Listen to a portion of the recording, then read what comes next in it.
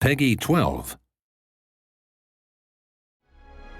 Hi, I'm Scot Amos, the executive producer of Lara Croft and the Temple of Osiris, the sequel to the award-winning Lara Croft and the Guardian of Light from Crystal Dynamics. Today I'm joined by three of our devs. Hi, I'm Alicia Thayer, I'm a designer. Hi, Will Kerslake, lead designer. I'm Robert Chivek, the producer. So in today's Dev Diary, we're going to take you through all the awesome, exciting adventure we have planned for you for 4-player co-op action and talk about our characters and all their features. But looking back at Guardian of Light, it was an instant classic when it shipped. It was one of those things that people got together and said, this is an amazing 2-player co-op digital experience. That was the inspiration and the blueprint for us to say, how do we push ourselves further for Temple of Osiris? How do we get to a 4-player game? How do we go with more characters online, with more craziness, with more exotic gameplay?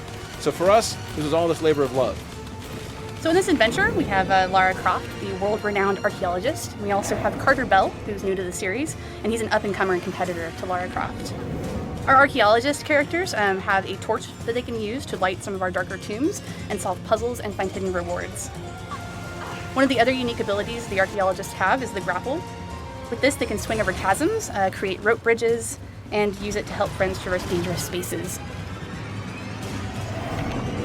Next up, we have Isis and Horus. These are the Egyptian gods that are joining Lara and Carter in this new adventure, and they have their own unique abilities.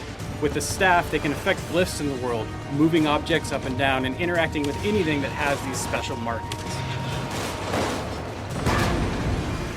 They have a magical shield. It can act as a barrier to provide protection. Shield can also be used as a stepstone, allowing other players access to difficult-to-reach places.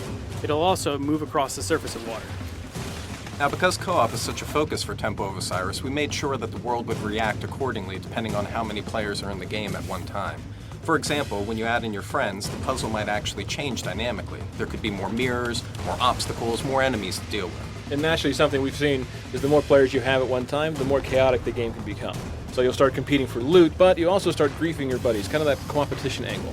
Oh, definitely. So as you're going through on this adventure and you're playing with 4-player co-op, you might be, going through the world, dropping bombs on your friends, accidentally dropping them into spike pits. Nice. Accidentally. Huh? Accidentally, right. Yeah, we've seen Robert. If you guys ever play with Robert online, be careful. He will drop you in a spike pit, as you can see here from this footage we captured earlier today. But the point is it gets crazy hectic, right? Right, and one of the great things is, you have to work as a team in order to defeat bosses and everything, but you'll notice that there's gems that will be dropping throughout the world. Right, and the gems are actually part of our loot system.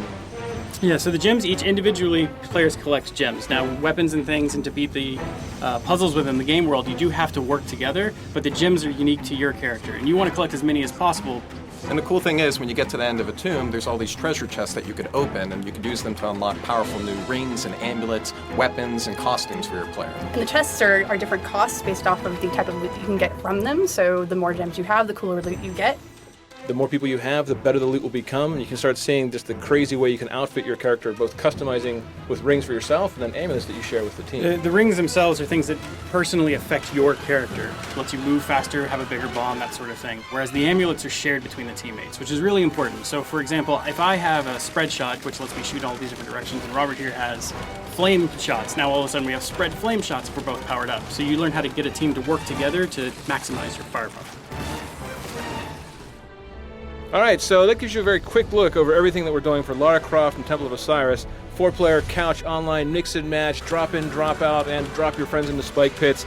From our side, this is all about working together as a team, but also competing together as a team. This is for us one of those labors of love that we come from the Guardian of Light days, looking forward to what we want in the Temple of Osiris Day. So we really hope you guys will love playing it as much as we've loved making it. Coming out this year, December 9th for Xbox One, PS4, and PC.